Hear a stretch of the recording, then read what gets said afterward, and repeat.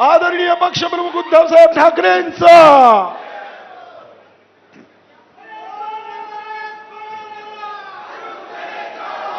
उपस्थित सर्व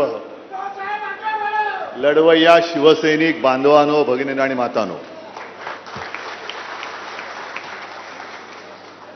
दिवसभर आपलं शिबिर सुरू आहे आणि आपण म्हणालात तसेच सर्वजण तुम्ही माझी आतुरतेने वाट पाहताय किंवा पाहत होतात ना रे. आता त्याला दोन कारण आहेत. एक तर माझं भाषण ऐकायला खरंच आतुर असाल किंवा माझं भाषण शेवटचं आहे आणि हे झाल्यानंतर आपण सुटणार आहोत. त्याच्यामुळे वाट कशाचा म्हणजे नेमक्या कोणत्या गोष्टीसाठी बघतात मला नाही माहिती. भाषणाची ना तुम्हाला खरंच धन्यवाद देतो, कारण मगाशी शिवसेना प्रमुखांचं मनोगत तुम्ही ऐकलत. मी तर भाग्यवान आहे, मला मा आणि बाळासाहेबांसारखे आई वडील लाभले आणि त्यांनी माझ्या पाठीशी तुमच्यासारखी जी पुण्याई उभी करून ठेवले, याच्यासारखं भाग्य हे सत्तेपेक्षा कित्येक पटीने जास्त आहे. कारण सत्ता असली का सगळे तिकडे जातात, इथं जगराटी आहे. पण सत्ता नसताना जे राहतात तो खरा निष्ठावान आणि तो खरा आपला सोबती असतात. कारण सत्यनारायणाची पूजा असली का तीर्थप्रसादाला सगळेच जातात. तसे सगळे जात आहेत, जाऊ द्या. पण तुमच्यासारखे खरोखर ज्याला आपण वाघाचे छावे म्हणू असे मर्द शिवरायांच्या मावळ्याचे वारसदार माझ्या सोबत आहे, त्याचा मला अभिमान आहे. उन्हाळा तर तापलाय, खूप गरम झालाय महाराष्ट्र, रेकॉर्ड ब्रेक. आणि शिवसेना प्रमुखांचं एक वाक्य मला आठवत आहे की ज्या वेळेला अशा उन्हामध्ये सभा व्हायच्या, म्हणजे आता तर आपण हॉलमध्ये आहोत, एसी कमी पडतोय, उन्हातानाच्या मोर्चात किंवा सभेमध्ये शिवसेना प्रमुख म्हणायचे की जमीन तापले, वरनं सूर्य आग ओकतोय, पण मधली तुमची डोकी नुसती उन्हाने नाहीत तर अन्यायाविरुद्ध लढण्यासाठी तापलेत की नाही, हा महत्वाचा प्रश्न आहे. कारण नाहीतर गरम असे सगळेच होतात हो.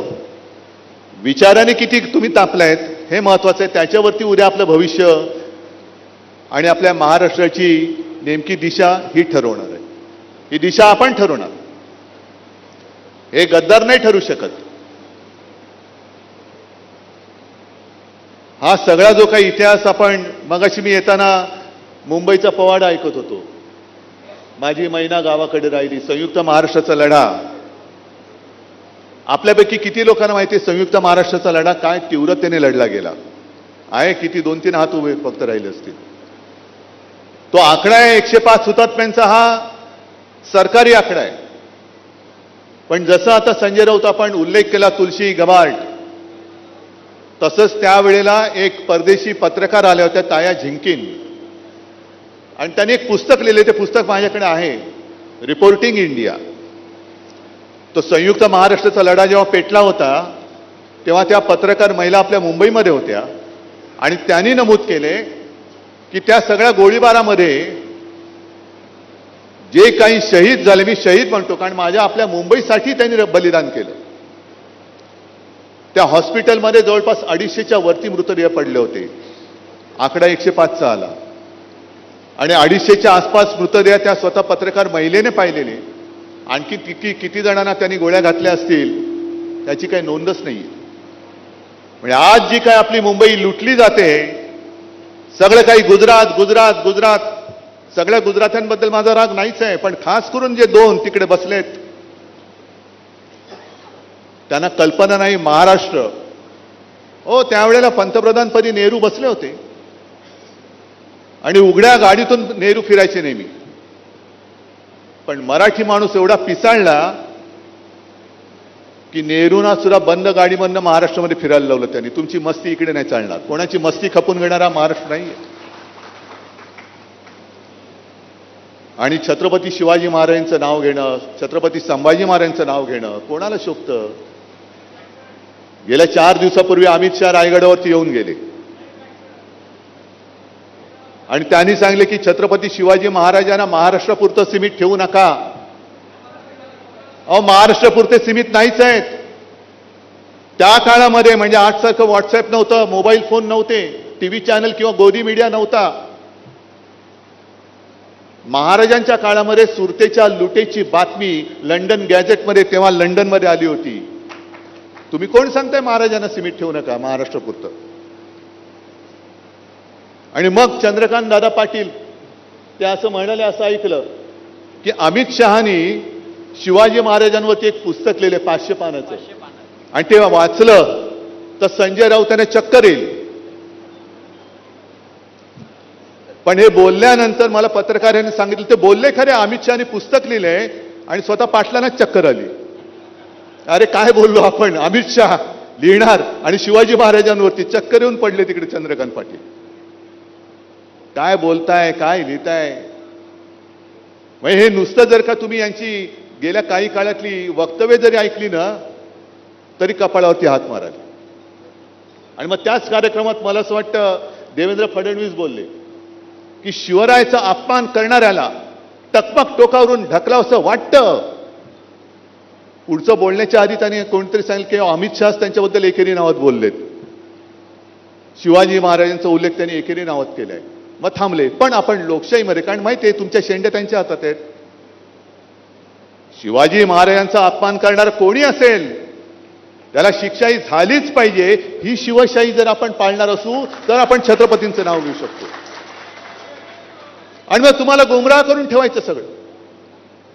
बाकी मार्गदर्शन सगळं झालेलं आहे. पण हे काही राजकारण आहे, ज्या कोणत्या दिशेने आपण जातोय म्हणण्यापेक्षा कोण आपल्याला नेतंय. मला आठवत आहे आपण ते शिवसेना प्रमुखांचं फटकारे व्यंगचित्राचं पुस्तक जर का पाहिलं तर त्याच्यात एक व्यंगचित्र आहे आणि ते व्यंगचित्र असं आहे 1978 सालचं, म्हणजे जनता राजवट असेल. पुन्हा परतीचा प्रवास सुरू झाला आणि व्यंगचित्र असं आहे, मला वाटतं संजय ते उद्या परवाकडे सामनात मुद्दामून छापा. पंतप्रधान मोरारजी देसाई होते गुजरातचेच, त्यांनीच त्यावेळेला तो नरसंहार केला होता मुंबईमध्ये. मराठी माणसावरती बंदुका चालवल्या होत्या. ते असे उताराकडे चाललेत आणि एक बोट धरले एका महिलेचं, त्याच्यावरती लिहिलेलं लोकशाही आणि पुन्हा परतीचा प्रवास, म्हणजे मोरारजी देसाई पंतप्रधान त्या लोकशाहीचं बोट धरून खाईमध्ये चाललेत. पुन्हा परतीचा प्रवास तिकडेच चाललेला आहे. तेच चित्र, तोच काळ तसाच्या तसा आज आहे की नाही एवढं मला तुम्ही सांगा. म्हणजे आपण जी काय अपेक्षा केली होती त्याही वेळेला अपेक्षा केली होती आणीबाणी नको म्हणून. ज्याने आणीबाणी लादली त्या इंदिराजींना संपूर्ण देशाने शिक्षा दिली, जरूर दिली. पण नंतर जनता पक्षाने जे काय देशाचे धिंडोडे वाट लावली, मग त्याच देशाने त्याच जनतेने पुन्हा इंदिराजींना पंतप्रधानपदी बसवलं. याचं कारण संधी दिली होती पण संधीचं सगळं चिखल करून टाकलं, माती केली आहे. आणि त्या सगळ्या घडामोडीतनं आज जे आपल्याला हिंदुत्व शिकवत आहेत ते बाहेर पडले. बोगस जनता, आपलं भारतीय जनता पार्टी म्हणून. एकूण जर काहींची वाटचाल पाहिली तर खूप खोलामध्ये जाते. मी काय काँग्रेसच्या वतीने इथे बोलायला नाही आलो, पण आपले मोदी साहेब जे म्हणतायत काँग्रेसनी मुसलमान अध्यक्ष करून दाखवावा, काँग्रेस आणि तुम्ही बघा. पण मला 1-2 गोष्टी आवडल्या. त्यांच्या आत्ताचे जे प्रदेशाध्यक्ष सपकाळ ते म्हणाले असं जर का असेल तर संघाने दलित सरसंघचालक करून दाखवावा. आहे ना, लावा ना, शर्यत लावा. आणि आता या येत्या वर्षामध्ये संघाला सुद्धा 100 वर्ष होत आहेत. काँग्रेसला किती वर्ष झाली? 125-150. मग साधा एक आपण हिशोब मांडूया. संघाचे आतापर्यंतचे सगळे सरसंघचालक, त्याच्यामध्ये कोण दलित होतं, कोण मुसलमान होतं, आणि काँग्रेसचे काढा आणि ठेवा लोकांसमोर. पण लोकासांगे ब्रह्मज्ञान आणि स्वतः कोरडे पाषाण. अमित शहाजी, छत्रपती शिवाजी महाराजांना तुम्ही सांगून कोणी महाराष्ट्रापुरतं सीमित ठेवेल नाही. नाही, महाराष्ट्र सगळीकडे पोचलेले, जगाच्या कानाकोपऱ्यात पोचलेले आहेत. पण खरोखर तुम्हाला जर का त्यांच्याबद्दल आदर असेल तर शिवजयंतीला देशभर सुट्टी जाहीर करा. करा देशभर. आमच्या देशाचं दैवत. इकडे येऊन नुसते मतांसाठी छत्रपती शिवाजी महाराज की बोलू नका. देशभर पहिली सुट्टी जाहीर करा. आणि मी पूर्वी कधीतरी एकदा बोललो होतो. मी काल परवाकडे सहज संजय राऊतांशी बोलत होतो. संजय म्हणाले, अरे पहिल्या तुम्ही बोललेला आपले उदयनराजे बोलले आणि ते मला पटते, कारण मी सुद्धा ते पहिलं बोललो होतो.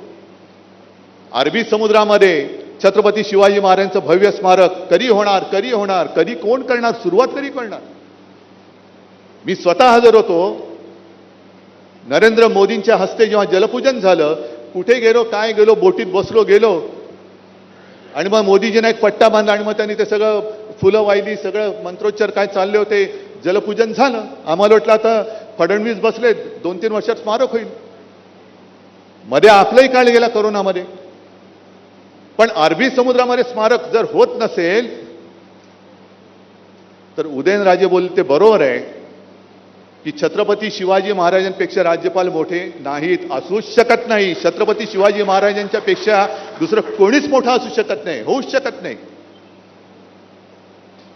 आणि राज्यपाल पद सुद्धा आता सर्वोच्च न्यायालयाने ताशेरे मारलेले आहेत तामिळनाडूच्या बाबतीत. आपल्या वेळेला सुद्धा कोश्यारी कसे वागत होते तुम्ही पाहिलेले आहात. काय ते राजभवन, काय त्यांचा थाट, कशाला पाहिजे. राज्यपाल पदाचा अवमान जर त्या खुर्चीवर बसणारी व्यक्तीच करणार असेल तर तिचा मान सर्वोच्च न्यायालयाने काय ठेवायला पाहिजे दाखवून दिलेलं आहे की काय करायचं. 3 महिन्याच्या आत तुम्ही याच्यावरती निर्णय घ्यायला पाहिजे. मग राज्यपालांना कुठेतरी तुम्ही करा शिफ्ट आणि राजभवनच्या जागी छत्रपती शिवाजी महाराजांचा जाज्वल्य इतिहास सांगणारं एक प्रचंड छान मोठं स्मारक तिकडे उभं करा. ही शिवसेनेची मागणी आहे. करा उभं, येऊ द्या लोकांना तिकडे. एक तर तसंही राज्यपालांचा काही जनतेशी संबंध असतो किंवा नसतो. द्या त्यांना मंत्र्यांकडे, एकेका मंत्र्याकडे 2-2, 3-3 बंगले घ्या काढून एखाद्या, द्या ना राज्यपालांना. कारण आता अशी जागा मुंबईमध्ये दुसरी कुठली राहिलेली नाहीये आणि तिकडे छत्रपती शिवाजी महाराजांचं भव्य स्मारक करायला अभिमान वाटला पाहिजे जगाला आणि देशाला की अरे यांच्या दैवताचं यांनी न भूतो न भविष्यती असं स्मारक उभं करून दाखवलं. द्या, आम्ही आमचा पाठिंबा आहे तुम्हाला. पण या नाही गोष्टी करणार. नुसतं मग करायचं काय, लावालाव्या करायच्या. आज सुद्धा नाशिकमध्ये मी आलेलो आहे. तसं पाहिलं तर एकूण गेल्या वर्षभरात पाहिलं म्हणजे 2024-23 जानेवारी ते आज मी मला वाटतं 4थ्यांदा आलेलो आहे. 3 वेळा आपल्या गोल्फ मैदानावरती अनंत कानेरे मैदानात आलो होतो. प्रचंड सभा झाल्या. लोकसभेने चांगला रिझल्ट दिला. राजाभाऊंना तुम्ही सगळ्यांनी विजयी करून पाठवलं तिकडे. विधानसभेला काय झालं ते आता गबाटबाईंनी संपूर्ण भांड फोडलेलंच आहे. एवढ्या मोठा सभा होऊन सुद्धा आणि सगळीकडे वातावरण होतं. अगदी त्या काळामध्ये मी ते व्हिडिओ टाकले ना, बॅग माझ्या तपासणी करणारे, ते तपासणी करणारे अधिकारी सांगत होते, साहेब माफ करा पण यावेळेला आमचं म्हणजे आता काय ड्युटी म्हणून काय म्हणजे काय कसं काय. म्हटलं काय बघायचं ते बघा हो. नाही पण साहेब यावेळेला तुम्हीच येणार, हे ते माझी बॅग तपासणारे अधिकारी सांगत होते. म्हणजे माझ्या बॅगेत काय हे बघण्यापेक्षा त्यांच्या मनात काय ते मला सांगत होते. मग एवढं वातावरण असून आपण हरू कसं शकतो. मग मगाशी जो काय मी उल्लेख केला, आता मला जे काय सगळे सांगतायत की शिवसेनेने आता रस्त्यावरती उतरलं पाहिजे, उतरू ना. पण आता रस्ते तापलेत, सगळे काही गरम झालेलं आहे. आणि नाशिकमध्ये सुद्धा काय यांनी दिवे लावले. म्हणजे साधी गोष्ट आहे की कोणे एकेकाळी आत्ताचे मुख्यमंत्री तत्कालीन सुद्धा होते. म्हणजे माझ्या आधी देवेंद्र फडणवीस मुख्यमंत्री होते, तेव्हा देवेंद्र फडणवीसांनी नाशिक दत्तक घेतलं होतं. मग दत्तक घेतलं ज्या वेळेला मुख्यमंत्र्यांनी नाशिक दत्तक घेतलं होतं, ते नाशिक पालकमंत्र्याविना आज बेवारस का पडलेलं आहे. का त्याला पालकमंत्री नेमत नाही आहेत तुम्ही. एवढं नाशिकबद्दल तुमचं प्रेम होतं जात होतं की नाशिक आम्ही दत्तक घेतो. काय दत्तक बाळाचे काय तुम्ही लाड केले तुम्ही नाशिककरांनी मला सांगा जरा. 2014 साली जेव्हा आपण मोदीजींना पाठिंबा दिला होता, 19 साली पण दिला. पण 14 साली त्यांनी ज्या काही सगळ्या गोष्टी सांगितल्या होत्या की देशामध्ये 100 स्मार्ट सिटी करणार. ऐकताय का? विसरलं तुम्ही? माहितीये किती जणांना खरंच माहिती हो की 100 स्मार्ट सिटी देशामध्ये उभे करणार होते? बघा, बाकीच्यांना कोणाला माहितीच नसेल तसं. आणि त्या शहरांच्या यादीत महाराष्ट्रातली 8 शहरं होती, त्याच्यामध्ये नाशिक एक शहर होतं. वसंतराव, सगळे तुम्हाला सगळ्या बाबांना तुम्हाला सगळ्यांना माहिती आहे. आज ती योजना गुंडाळून टाकली. काय नाशिक किती स्मार्ट झालं? काय तुमच्या नाशिकमध्ये आपल्या काय फरक पडलाय? रस्त्याची कामं झालेत, गटारची झालेत, काय तुमच्या आयुष्यामध्ये काय बदल घडलाय? पण खर्च झालाय जवळपास 1943 कोटी. हा एवढा खर्च स्मार्ट सिटीच्या नावाने नाशिकवरती झालेला आहे. कुठे गेला? कोणाच्या खिशात पैसा गेला? कोणाच्या खिशामध्ये गेला? हे जे काही प्रश्न आहेत ना, माझं तर मत असं आहे की पुढे काय करायचं? काही करू नका, एकच काम करा. 2014, 2019 आणि आता गेल्या वर्षी काय 24, जे काही भाजपनी त्यांच्या जाहीरनाम्यामध्ये वचनं दिली किंवा थापा मारल्या होत्या, मोठे नाशिकसाठी काय काय देणार होते त्याची होर्डिंग करून लावा, मोठी लावा. शेतकऱ्यांना आम्ही कर्ज माफ करू बोलले होते ना. माता भगिनींना 1500 नाही 2100 देऊ. किती रुपये आले? म्हणजे दणादण घोषणा जाहीर केल्या, त्यांनी घोषणा केल्या. आणि आता सांगतायत 2100 नाही मिळणार, या योजनेत असेल तर फक्त 500च मिळतील. आता एवढे नाही मिळणार, तेवढेच मिळतील. मग आधी तुम्ही या जाहीर करून माझ्या माता भगिनींना फसवून मतं का घेतलीत तुम्ही? माझ्या शेतकऱ्याला सुद्धा तुम्ही फसवलं. आता तुमचे ते कोकाटे आधी कोकलत होते की 31 मार्च पर्यंत नमो योजने, काय ती नमो किसान योजना, त्याचे पैसे त्यांच्याकडे त्यांच्या खात्यात येतील. इकडे शेतकरी आलेत, कोणाच्या खात्यामध्ये नमो सन्मान योजनेचे पैसे आलेत? आज तारीख काय? 16 एप्रिल. मग झालं ना, 31 मार्च पर्यंत तुमच्या खात्यात पैसे येणार होते. कुठे गेले पैसे? आले का पैसे? उलट शेतकऱ्यांची चेष्टा चालले. तुम्हाला कर्जमाफी कशाला पाहिजे? लग्न करायला. अरे तुझ्या बापाचं काय जाते तुला? आम्ही कर्ज काढतोय, आम्ही शेती करतोय, तुम्हाला काय करायचंय? आत्महत्या करते त्या घरामध्ये तुम्ही जाताय कधी? मंत्री कधी जातायत? पण हे सगळे मला राग कुठे येतो? या ढोंगावरती मी लाथ मारलेले. मी भाजपला सोडला, मी हिंदुत्व नाही सोडलं. मी हिंदुत्व मेलो तरी सोडू शकत नाही. पण यांचं भारतीय जनता पक्षाचं बुरसटलेलं जे हिंदुत्व आहे, हे भाजपचं बुरसटलेलं हिंदुत्व मला मान्य नाही आणि तुम्हाला सुद्धा असता कामा नये. ह्यांचं हिंदुत्व म्हणजे कसलं हिंदुत्व आहे? अरे हिंदू म्हणून मतदान करू शकतो, हे आपल्या शिवसेना प्रमुखांनी पहिल्या प्रथम दाखवून दिलं. हे प्रमोद महाजन जाहीर सभेत बोललेले आहेत. आणि 87 सालची जी काय पार्ल्याची पोटनिवडणूक झाली, रमेश प्रभू, ही हिंदुत्वाच्या मुद्द्यावरती देशभरामध्ये जिंकली गेलेली पहिली निवडणूक होती. लढल्या आधी गेल्या असतील, पण जिंकली गेलेली पहिली निवडणूक होती. आणि तेव्हा शिवसेना प्रमुखांनी कार्टून सुद्धा काढलेलं आहे. कारण भारतीय जनता पक्ष काय करत होता? गांधीवादी समाजवाद. आणि तेव्हा मला ते सुद्धा कदाचित कार्टून फटकारीमध्ये असेल. अटल बिहारी वाजपेयी गांधीजीसारखा पंचा घातलाय आणि बकरी घेऊन चालले. गांधीवादी समाजवाद हे सगळं आमच्या समोर घडलेलं आहे. तुम्ही ते सगळं पुसून टाकून तुमचं नवीन काहीतरी लिहायला बघताय आणि आम्ही खुळ्यागत ते मानायचं. लोकसभेच्या निवडणुकीच्या प्रचार गीतात जय भवानी जय शिवाजी याला काढून टाका म्हणून मला सांगितलं होतं. म्हटलं काय करायचं ते करा, काढत नाही. आम्ही जय श्रीराम बोलतो, जरूर बोलतो. रामाची पूजा आम्ही करतो. तुम्ही तिकडे अयोध्येत मंदिर बांधलं, जर शिवसेना त्याच्यात नसती तर तुम्ही त्या मंदिरापर्यंत पोहोचूच शकला नसता. कारण तेव्हा वाजपेयींनी सुद्धा माफी मागितली, आडवाणींनी माफी मागितली. फक्त ते बाबरी पाडणारे माझे शिवसैनिक असतील तर त्यांचा मला अभिमान नव्हे गर्व आहे, हे एकट्या शिवसेना प्रमुखांनी सांगितलं होतं. आणि मग 87 सालानंतर तुम्ही आमच्या वळचणीला आलात. त्याच्या आधी भाजपची सुद्धा, आता संजय तुम्ही म्हणालात हार जीत होत असते, त्यांनी खचून जाणारा कधी लढू शकत नाही. लढायचं असेल, पाण्यात उडी मारायची असेल, पैलतीर गाठायचं असेल तर नाकातोंडात पाणी जाईल. पण हिंमत असेल तर उडी मार, नाहीतर पंचागुंडाळ्याने तसाच परत जा. जर रणांगणात उडी मारायची असेल तर काय होईल त्याच्या परिणामाची पर्वा न करता उडी मारायला शिकलं पाहिजे. आणि मुळामध्ये शिवसेनेचं तुम्ही काम करता या काळात सुद्धा म्हणजे हार जीत हा एक विषय झाला, परंतु आपण मुळामध्ये काम कशासाठी करतोय हे सगळ्यांनी ठरवलं पाहिजे. मगाशी त्या शिवसेना प्रमुखांच्या वक्तव्यामध्ये बबनरावांचा उल्लेख होता, तसे सगळे जुने कार्यकर्ते आहेत. अगदी चंद्रकांत खैरे सुद्धा, काल परवाकडे बातमी आली, खैरे साहेब नाराज, चालले. जा, कुठे जात आहे? जाऊ शकत नाही ही माणसं, जाऊ शकत नाही. पण काय करायचं की एक कुठलं तरी वाक्य घ्यायचं आणि त्याचा पराचा कावळा करून टाकायचं. चालले, कुठे चालले? आज सगळे माझ्या सोबत आहेत आणि माझ्या सोबतच राहणार आहेत.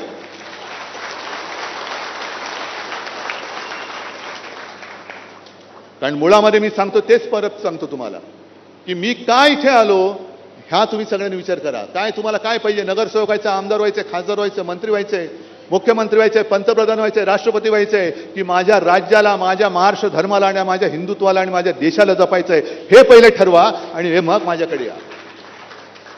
मंत्रीपद पाहिजे असतील, नाहीये माझ्याकडे, माझ्या हात रिकामे आहेत. आमदारक्या, खासदारक्या उमेदवारी देऊ शकेन, पण काम आपण काय करतोय? जसं राजाभाऊ झाले ना खासदार, कोणी तुम्हीच मेहनत घेतली. पण मला काही पाहिजे हे जर का कोणाच्या मनात असेल तर त्याच्यासाठी माझ्याकडे काही नाही. पण आपण मिळून माझा महाराष्ट्र जपणार असू तर माझ्यासोबत या, माझ्याकडे खूप काही आहे, खूप काहीतरी आहे. म्हणजे साधी गोष्ट आहे की मरे मी बघितलं, आता मला वाटतं सकाळपासून आजपर्यंत बरेच मार्गदर्शन झाले. एक फक्त मुद्दामून मी त्याचा फोटो काढून आणलाय की आपली तयारी कशी पाहिजे. मला वाटतं विनायकजी तुम्ही सगळे याचं मार्गदर्शन केलं ना, बूथ मॅनेजमेंट. ही माझ्याकडे भारतीय जनता पार्टी महाराष्ट्र बूथ समिती गठन तपशील हे मुंबईचं आहे. आपली सुद्धा लोक असतात तो इकडे तिकडे, असं काय नाही की त्यांचीच लोक आपल्याकडे असतात. त्यांच्यात पण काय चाललंय मला रोज कळत असतं. तर त्यांनी कसं केलं, मांडणी कशी केली मुद्दामून सांगतो. त्यांनी आता ह्याच्याकडे माझ्याकडे सगळं विभाग वगैरे आहे, ते मी सांगणार नाही, नाही तर कोणी पाठवलं ते कळू शकेल. पण हे मुंबईचं आहे. ह्याच्यामध्ये जबाबदारी त्याच्यात नंबर 1 आहे बूथ अध्यक्ष, मग त्याच्या पुढे त्या माणसाचं पूर्ण नाव, मोबाईल नंबर, मग बूथ सरचिटणीस, नाव, पूर्ण नाव, मोबाईल नंबर, मग सदस्य, लाभार्थी प्रमुख म्हणजे मला काय कळलं नाही कसला लाभ, त्याचं सुद्धा नाव आणि मोबाईल नंबर, मग सदस्य 2, सदस्य 3 करत करत 10 सदस्यांचं नाव त्यांनी दिलेले आहेत. प्रत्येकाचं पूर्ण नाव आणि मोबाईल नंबर.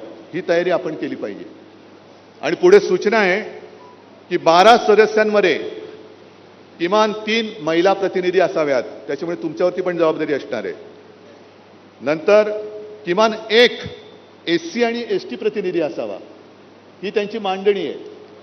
आणि या मांडणीने ते पुढे चाललेले आहेत.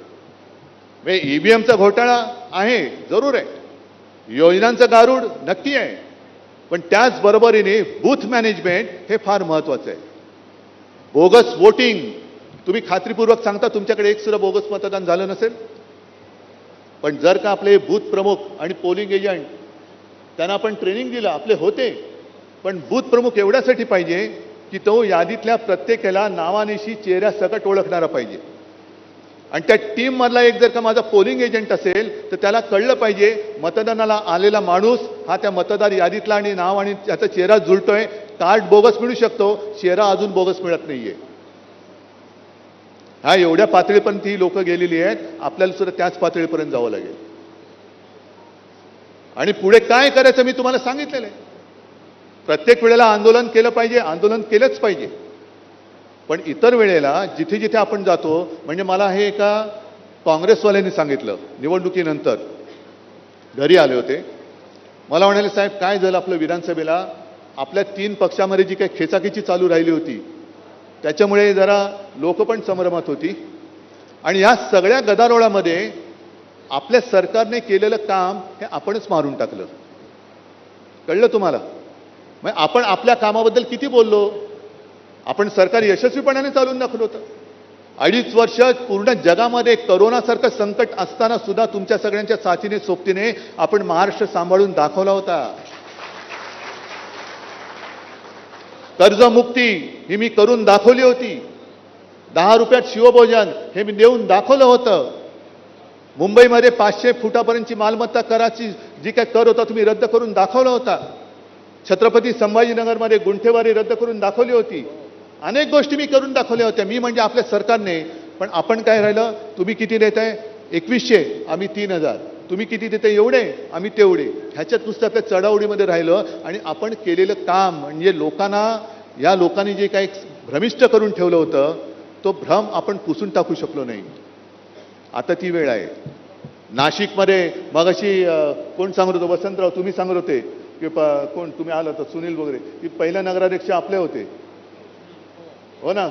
तुम्ही मगाशी बोललात गुप्ते. म्हणजे किती वर्षापासून आतापर्यंत नाशिकशी आपला संबंध आहे. पण एवढ्या वर्षात आपण नाशिकसाठी जे जे काही केलंय ते केवळ नाशिक शहर नाही तर संपूर्ण नाशिक जिल्ह्यात हे आपण सांगितलं नाही तर मग काम करतोय कशासाठी? त्याच्यामुळे हेही महत्वाचं आहे की प्रत्येक ठिकाणी जिथे जाऊ तिथे शिवसेनेने काय काय केलेलं आहे. कारण मुळामध्ये आपली जी काय ओळख आहे, मी मागे जाहीर सभेत बोललो होतो की शिवसेनेने एक विश्वविक्रम केलेला आहे. भारतीय जनता पक्षाने सांगावं त्यांनी काय केलं आहे विश्वविक्रम. हे बोगस सदस्य नोंदणी सोडा. पण ज्या वेळेला संयुक्त महाराष्ट्राला 50 वर्ष झाली त्या वर्षामध्ये शिवसेनेने रक्तदानाचा जागतिक विश्वविक्रम केलेला आहे. कदाचित भाजपवाले येतील, आम्ही पण केला विश्वविक्रम. कसला? गोमूत्र वाटपाचा. हे असं थोतांड आपल्याकडे करायची गरज नाही. त्याच्यामुळे बोलण्यासारखं खूप आहे. पण विशेषतः त्यांनी जो एक अपप्रचार केला, फेक नरेटिव्ह, की शिवसेनेने हिंदुत्व सोडलं, उद्धव ठाकरेंनी हिंदुत्व सोडलं. अरे मुस्लिम समाज आमच्या सोबत आला का आला? कारण करोनामध्ये मी कधी जातीय भेदभाव केला नाही. आणि मुख्यमंत्री असताना सुद्धा मी मुख्यमंत्री पदाच्या त्या इब्रतीला किंवा शान जी होती तिला डाग लागू दिला नव्हता. सगळ्यांना समानतेने मी वागवलं होतं. आज जे काय भारतीय जनता पक्ष करतंय हे तुम्ही सांगा मला की कोणी हिंदुत्व सोडलं? मी सोडलं का भाजपने सोडलं? आपण वक्फ बोर्डच्या सुधारणा विधेयकाला विरोध जरूर केला. का केला? कारण एक तर त्या वक्फ बिलाचा आणि आपल्या हिंदूंचा काडीचाही संबंध नाही. आणि संपूर्ण 2 दिवसातली त्यांची संसदेतली भाषणं जर का तुम्ही ऐकली, मला असं वाटतं तोही एक कार्यक्रम करा की नुसती त्या ठरावाच्या वेळेला अमित शहापासून सगळ्यांनी केलेली भाषणं फक्त सगळ्यांना ऐकवा. अगदी अमित शहा बसले होते, राजनाथ सिंग बसले होते, किरण रिजिजू बसले होते, पियुष गोयल बसले होते. आणि त्यांच्या समोर त्या नितीश कुमारचं ते कोण ललन सिंग आणि तेलुगू देशमचे जोरदार सांगत होते आम्ही मुसलमानांच्या हिताचं रक्षण, काय ते जनता कोणता त्यांचा पक्ष जदयू करेल, टीडीपी करेल. आणि हे नेभळाटासारखे लाचारीने खाली मान घालून हसत होते. कारण तुमची तिकडे सत्ता टिकवायला तुम्ही जो काही सत्ता जिहाद केला, कडवट हिंदुत्ववादी शिवसेनेला तुम्ही दूर केलं आणि मशिदीत जाणारे चंद्रबाबूंना तुम्ही सोबत घेतलं आणि आम्हाला सांगता आम्ही हिंदुत्व सोडलं. आजपर्यंत कधी कोणत्याही पक्षाने, भारतीय जनता पक्षाने, अहो मला नाही ते एकदा सांगा तरी तुमचं हिंदुत्व आहे तरी काय? कारण शिवसेना प्रमुखांनी जे काय आम्हाला हिंदुत्व शिकवलेलं आहे ते हिंदू मुस्लिम म्हणून नाही. आमचं हिंदुत्व हे राष्ट्रीयत्व आहे, जो या देशासाठी मरायला तयार आहे, जो हा देशाला आपली मातृभूमी मानतो, माझा देश मानतो, तो जातीपाती धर्माने कोणी असला तरी आमचा आहे, ही शिकवण शिवसेना प्रमुखांनी आम्हाला दिलेली आहे. मग हे काय करतायत? जसं काल रात्री म्हणजे शिवसेनेचा कार्यक्रम होऊ नये म्हणून काल रात्री तुम्हाला मुहूर्त मिळाला. हिंदू मुसलमानांनुसार लढवायचं म्हणजे हिंदूंना पेटवायचं, मार मुसलमानांना दगड, मुसलमानांना पेटवायचं, मार हिंदूंवरती दगड. आणि त्या दोन्ही दगडावरती पाय ठेवून तुम्ही सत्ता भोगायची. मरतात कोण? गरीब हिंदू आणि गरीब मुस्लिम मरतायत. आणि आजही मी सांगतो की आम्ही राष्ट्राभिमानी आहोत. जे शिवसेना प्रमुखांनी आम्हाला शिकवलं की प्रत्येकाने आपला धर्म आपल्या घरात ठेवावा, घराच्या बाहेर पडल्यानंतर देश हाच माझा धर्म असला पाहिजे. पण त्यावेळेला जर का कोणी त्याच्या धर्माची मस्ती करून आमच्या समोर उभा राहिला तर त्याच्या समोर मी कडवट राष्ट्राभिमानी हिंदू म्हणून मी समोर उभा राहिल्याशिवाय राहणार नाही. ही शिकवण आहे. मग एक राजकीय पक्ष भारतीय जनता पक्ष झाली, परवाकडे हनुमान जयंती झाली, त्याच्या आधी रामनवमी झाली, किती हिंदूंच्या घराघरामध्ये भेटी दिल्या होत्या दिले, कोणाच्या तरी एका तरी हिंदूंच्या घरात आले. पण यावेळेला प्रथम देशातल्या 32 लाख मुस्लिम कुटुंबियांना सौगाते मोदी आणि भाजपच्या, म्हणजे त्यांच्याकडे पैसा बक्कळ आहे, स्वतःच्या पैशातून, म्हणजे भाजपनी जो काय ओरबाडलाय पैसा, त्या पैशातून संपूर्ण मुस्लिमांच्या घरामध्ये सौगात वाटतायत. म्हणजे हिंदूंना दिली घंटा, यांना देत आहे सौगात, आनंद आहे. पण हे कधी ते मुस्लिम आम्ही केलेल्या कामामुळे माझ्यासोबत आले म्हणून तुम्हाला आता हे सगळं सुचतंय. त्याच्या आधी काय करत होता? बटेंगे तो कटेंगे. म्हणजे महाराष्ट्रामधल्या निवडणुकीत बटेंगे तो कटेंगे आणि बिहारच्या निवडणुकीत बाटेंगे और जितेंगे. म्हणजे भेटी वाटणार आणि मतं जिंकणार. हे आता ह्याच्यापासून हिंदू काय मुस्लिम काय सगळ्या धर्मियांनी हे सावध राहिले पाहिजे. कारण हे कोणाचेच नाहीयेत, हे कोणाचेच नाहीयेत. हे वापरा आणि फेका. आणि आज येताना मुद्दामून आठवले म्हणून सांगतो, कारण तुम्ही सगळेजण भगवे सगळे शिवपट्टे घालून आलेले आहात. मी बघितलं सगळे भगवे लागलेत, पण त्या भगव्यावरती मशाली आहेत. मशाली वेगळ्या ठेवा, पण आपला भगवा हा भगवाच असला पाहिजे. भगवा भगवाच पाहिजे. पण हाच डाव भाजपचा आहे. जो एक आपल्या शिवछत्रपतींचा पवित्र भगवा आहे, त्या भगव्यामध्ये भेद करायचा. हा तुझा भगवा वेगळा, माझा भगवा वेगळा, ह्याचा भगवा वेगळा नाही. आमचा भगवा एकच, छत्रपती शिवाजी महाराजांनी आमच्या हातात दिला हिंदुत्वाचा पवित्र भगवा, तोच आमचा भगवा आहे. तीच आमची ओळख आहे. मशाल आमच्या मनात आहे, मशाल निवडणूक चिन्ह आहे, पण भगवा ही आमची ओळख आहे. भगवा ही आमची ओळख आहे. आणि आम्ही हिंदू कसे आहोत? आम्ही मराठी पण आहोत. महाराष्ट्रामध्ये आम्ही मराठी आहोत आणि देशामध्ये आम्ही हिंदू आहोत. हे माझं वाक्य नाही, शिवसेना प्रमुखांचं वाक्य आहे. त्याच्यामुळे आपलं जे एक कर्तव्य आहे, हिंदुत्व जपणारा आपला महाराष्ट्र धर्म आहे. जो हिंदुत्व जोपासतो तो महाराष्ट्र धर्म आहे. आम्ही जय श्रीराम जरूर बोलतोय, जरूर बोलू, पण जय श्रीराम बोलताना तुम्हाला सुद्धा जय शिवराय, जय भवानी, जय शिवाजी बोलावंच लागेल. जय हिंद, जय महाराष्ट्र बोलावंच लागेल. तुमची वेडी वाकडी संस्कृती आमच्यावरती आम्ही लादू देणार नाही, अजिबात देणार नाही. जसं आम्ही, अरे तुम्ही आम्हाला रामाचं कौतुक काय सांगताय? जय जय रघुवीर समर्थ सांगणार आमच्या रामदास स्वामींनी कधीच ते आम्हाला शिकून गेलेले आहेत. हे तुम्ही आत्ता दिवटे उपटलेले आहात, आत्ता तुम्हाला प्रभू रामचंद्र दिसायला लागलेले आहे. आणि माझ्यावरती जर का अजून कोणी बोललेलं नाहीये, पण जर वक्फ बोर्डाला केलेल्या विरोधावरनं कोण बोलणार असेल तर मी एक मुद्दामून बातमीच घेऊन आलेलो आहे, जी तुमच्यापर्यंत किती लोकांना माहिती असेल मला कल्पना नाही. तुम्हाला माहिती आहे वक्फ बोर्डाला कोणी कोणी पाठिंबा दिला, वक्फ बोर्डाच्या विधेयकाला, आणि कोणी विरोध केला माहिती आहे? जसा शिवसेनेने विरोध केला त्यांच्या थोटांडाला, कारण सगळी जमीन बळकायची आहे आणि ती त्यांच्या मित्राच्या खिशात घालायची. सगळी जमीन, मोक्याच्या जागा ज्या आहेत त्या सगळ्या जमिनी ह्या त्यांच्या मित्राच्या खिशात घालायच्या. मुंबई अर्धी घातलीच आहे अदानीच्या खिशात. पण त्याच्यासाठी ते तुम्हाला सगळं संभ्रम करण्यासाठी एक अमित शहा बोलून गेले. नाही, कोण बोललं? रिजिजू बोलले.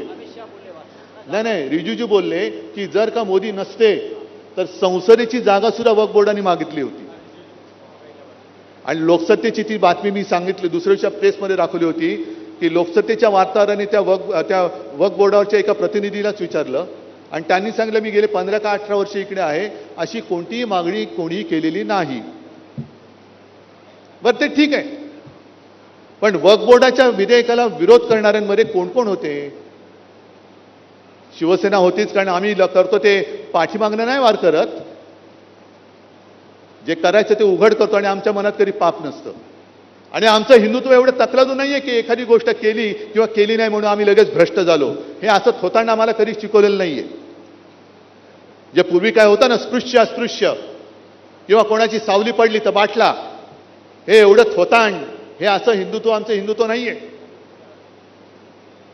पण जसं शिवसेनेने त्या विधेयकाला विरोध केला तसाच तामिळनाडमधल्या अण्णा द्रमुकने विरोध केलेला आहे. माहिती आहे तुम्हाला? अण्णा द्रमुकने विरोध केला. आणि अण्णा द्रमुकने विरोध केला त्याच्या 2-3 वर्ष आधी भारतीय जनता पक्ष आणि अण्णा द्रमुकची युती जी होती ती तुटलेली होती. आणि ती तोडताना अगदी दोघांनी म्हणजे भारतीय जनता पक्षाच्या त्या अण्णामलाईंनी अण्णा द्रमुकच्या सगळ्या मोठ्या नेत्यांवरती फार घाणेरडे आरोप केले होते. आणि मग अण्णा द्रमुकनी भाजपला सांगितलं होतं युती तोडताना की तुमचं भगव्या रंगाचं राजकारण, तुमचा हिंदुत्वाचा अजेंडा हा तामिळनाडूमध्ये चालणार नाही, हा तमिळी आणि द्राविडी संस्कृतीचा अपमान आहे, तो तामिळनाडू सहन करणार नाही, म्हणून युती तोडली होती. अण्णामलाई हा भाजपचा त्यांचा मला वाटतं प्रदेशाध्यक्ष खूप जोरात त्या अण्णा द्रमुकविरुद्ध बोलत होता. पण या विधेयकाला विरोध केल्यानंतर 2 दिवसात स्वतः अमित शहा तिकडे गेले आणि अण्णा द्रमुक बरोबर युती करून आले. अण्णा द्रमुक काय हिंदुत्ववादी आहे? आणि केवळ तिकडे द्रमुकला हरवायचं, कारण स्टॅलिन बसला त्यांच्या बोखांड्यावर. त्यांनी त्या राज्यपालांच्या अधिकाराला सर्वोच्च न्यायालयामध्ये चॅलेंज दिलं, आव्हान दिलं, ते जिंकले. तरी सुद्धा अजून ते राज्यपाल त्यांनी तसेच ठेवलेत भाजपनी, ते जाऊ द्या. पण निवडणूक जिंकण्यासाठी अण्णा द्रमुकांनी ज्यांनी वक्फच्या विधेयकाला विरोध केला, हिंदुत्वाला विरोध केला, भगव्या राजकारणाला विरोध केला, भगव्या रंगाच्या राजकारणाला विरोध केला, त्यांच्याबरोबर बाजूला बसून सत्तेची मलई खाण्यासाठी त्यांच्या विरुद्ध लढणाऱ्या अण्णामलाईचा त्यांनी बकरा केला. आणि कोणत्या तोंडाने तुम्ही माझ्यावरती आरोप करणार? तुम्ही आरोप कराच, मी तर एका आता पुस्तिकाच काढतोय. सगळी यांची जी काही पापं आहेत ती सगळी मी तुमच्या समोर ठेवणार आहे. ही हिंदुत्वाच्या विरुद्ध यांनी काय काय सगळं काय कसं केलंय, आणि मग आमच्यावरती त्यांना म्हणा आरोप करा, हिंमत असेल तर, की मी हिंदुत्व कुठे सोडले ते मला दाखवा. पण फेक नरेटिव्हचा जर का आपण विचार केला तर मुळामध्ये भारतीय जनता पक्ष हा हिंदुत्ववादी आहे, हेच मोठं फेक नरेटिव्ह आहे. हेच फेक नरेटिव्ह आहे. कारण तिकडे नितीश कुमार बरोबर ती युती केलेली आहे. जो नितीश कुमार संघमुक्त भारत पाहिजे म्हणून बोलले होते. तिकडे आंध्रामध्ये चंद्राबाबू बरोबर त्यांनी युती केली. ज्या चंद्राबाबू मोदींना अतिरेकी बोलले होते आणि मोदी चंद्राबाबूंना युटन बाबू बोलले होते, पण बसलेत. मुफ्ती मेहबूबा बरोबर तिकडे काश्मीरमध्ये बसले होते. मग तुम्ही मला एक अशी गोष्ट सांगा की जी त्यांनी केलेली आहे आणि जी मी केलेली आहे असं आम्हाला साम्य दाखवा ना. काय कोणत्या तोंडाने तुम्ही आम्हाला सांगते की हिंदुत्व हिंदुत्व? मुळामध्ये तुमचं जे हिंदुत्व आहे ते बुरसटलेलं आम्हाला मान्य नाहीच आहे. तुम्हाला आम्ही सोडले, आम्ही हिंदुत्व सोडलेलं नाही. मी परत सांगतो. पण हा जो काही भ्रम निर्माण करतायत, आणि मगाशी जे काय मी तुम्हाला सांगितलं की एकमेकांमध्ये दगड मारायला लावायचे, इकडे बटेंगे तो कटेंगे, तिकडे बाटेंगे तो जितेंगे, काय चाललंय काय यांचं? नेमकं काहीतरी तुम्ही एक लाईन धरा ना. म्हणजे शिवसेना प्रमुखांच्या भाषेत आता समोर महिला आहेत म्हणून मी बोलू शकत नाही तो शब्द, पण शेतामध्ये बैल जातो ना त्याची लघुशंका करताना म्हणजे तुम्हाला कळेल नेमकं मला काय बोलायचंय. असं वाकडं वाकडं वाकडं वाकडं तसं नका ना जाऊ, जा ना सरळ सरळ जा, मग आम्हाला कळेल की अरे हा तुम्ही खरोखर हिंदुत्ववादी आहात. पण एकदा धरायचं, एकदा मारायचं, एकदा सौगात द्यायची, एकदा अमुक करायचं, एकदा तमुक करायचं, म्हणजे काय करायचं आहे? आजपर्यंत आम्ही तरी कधी जाऊन पाकिस्तानमधल्या नवाज शरीफचा केक खाऊन नाही ना आलो? आमच्यापैकी कोणी जाऊन तिथल्या जिनाच्या थडग्यावरती डोकं टेकून नाही ना आलं? आणखीन असं आम्ही काहीच केलेलं नाहीये. पण या देशामधले जर का मुस्लिम, देशप्रेमी मुस्लिम, आता परत मोहन भागवत म्हणाले की सगळ्यांना बरोबर घेऊन आपण राष्ट्र निर्मिती करू, मुसलमानांनी सुद्धा शाखेत यायला तयार, काही हरकत नाहीये, फक्त एकच अट, ते देशप्रेमी असले पाहिजेत. मग माझा त्यांना प्रश्न आहे की तुम्ही आता जी काय सौगात वाटली 32 लाख कुटुंबियांना, तुम्ही नेमकं ओळखलं कसं की हे देशप्रेमी आहेत आणि हा देशद्रोही आहे? कसं ओळखलं तुम्ही? बरं, मला आणखीन एका गोष्टीचं नवल वाटतं. आपल्याकडे गोवंश हत्या बंदी आहे, ठीक आहे, माझा त्याला काही विरोध नाहीये. पण जे किरण रिजिजू बोलले होते की ते गोमांस खातात ते तुमचे मंत्री, आणि रस्त्यात कोणीतरी एक तुम्हाला संशय आला, जसं तो आर्यन मिश्रा गेल्या वर्षी मारला होता कुठे हरियाणामध्ये का काहीतरी, मग त्यांनी त्याच्या गाडीमध्ये काहीतरी मांस आहे म्हणून तथाकथित गोरक्षकांनी त्याचा 30 किलोमीटर पाठलाग केला आणि त्याला भर रस्त्यात गोळ्या घालून मारला. मग त्यांनी गाईचं मांस नेलं, हा संशय आला म्हणून त्याला रात्रीचा पाठलाग करून मारला. आणि इकडे सांगतो की जो रिजिजू सांगतात ते गोमांस खातात, ते तुमच्या बाजूला बसून वक्फ बोर्डाच्या सुधारणेचं विधेयक मांडतात. नेमकं तुमच्या हिंदुत्वाला काही शेंडा बुडखा आकार उकार आहे की नाहीये? आणि मग शेवटी या सगळ्या गोष्टी बघितल्यानंतर खरी जी काही एक जबाबदारी आहे ती आपल्यावरती आहे, महाराष्ट्रावरती. कारण महाराष्ट्र नेहमी देशाला दिशा दाखवत आला, हे आपण इतिहासात ऐकलं. आज आपण जर का उद्याची दिशा नाही दाखवलं तर इतिहास आपल्याला सांगेल अरे तो इतिहास होता, पण हे सगळे नालायक निघाले. आपण नालायक असता कामा नये, आपण नालायक होऊ शकत नाही. ठीक आहे, काही वेळेला खड्डे येतात, पण त्याच्यावरती मात करून आपल्याला पुढे जाण्याची हिंमत पाहिजे. आणि म्हणून मी नेहमी एक गोष्ट हल्ली सगळ्यांना सांगतो, म्हणजे असं आणि म्हणून असं नाही, आणि म्हणून कारण अजून मी काय दाढी वगैरे वाढवलेली नाहीये खाजवायला, तर आणि मला अशी दुसऱ्यांचे वडील चोरायची गरज पण नाहीये. जे आहे ते एसन्सी त्यांना सोडून द्या. तर लढण्यासाठी जशी तलवार लागते, तलवार पकडायला मनगट लागतं ना, पण मनगटामध्ये तलवार पकडल्यानंतर पहिलं लढण्यासाठी मन असावं लागतं. ते मन तुमच्याकडे आहे की नाही ते पहिलं मला सांगा. या सगळ्या अगदी हा पराभव मी पराभव मानायला तयार नाही. हा आपला पराभव खोटा दाखवला गेलेला आहे. आज जरी बॅलेट पेपरवरती निवडणूक घेतली तरी आपलं सरकार पुन्हा यांच्या दुपटीने, म्हणजे आता 288च्या वरती जागा नाहीत म्हणून, पण यांच्यापेक्षा जास्त संख्येने आणि मतांनी आपली जनता, कारण मला माझ्या महाराष्ट्रातल्या मायबाप जनतेवरती पूर्ण विश्वास आहे. जरी आपण मोठे केलेले हे गद्दार उफराटे निघाले तरी माझ्या महाराष्ट्रातल्या माता भगिनी आणि माझे सगळे बांधव हे असे उलट्या काळजाचे होऊ शकत नाही. यांना यांची एक दिवस जागा दाखवल्याशिवाय छत्रपतींचा महाराष्ट्र राहणार नाही, हा विश्वास माझ्यामध्ये आहे. आणि मला वाटतं तोच विश्वास तुम्ही घेऊन कामं सुरू ठेवा. जय हिंद, जय महाराष्ट्र. सर्वांनी राष्ट्रगाण्यासाठी उभं राहायचं. तर नाशिकमध्ये निर्धार मेळाव्यामध्ये बोलत होते उद्धव ठाकरे आणि त्यावेळी त्यांनी भाजपावर टीका केली. आपण भाजपला सोडलेलं आहे, पण हिंदुत्व सोडलेलं नाही असं म्हणाले उद्धव ठाकरे.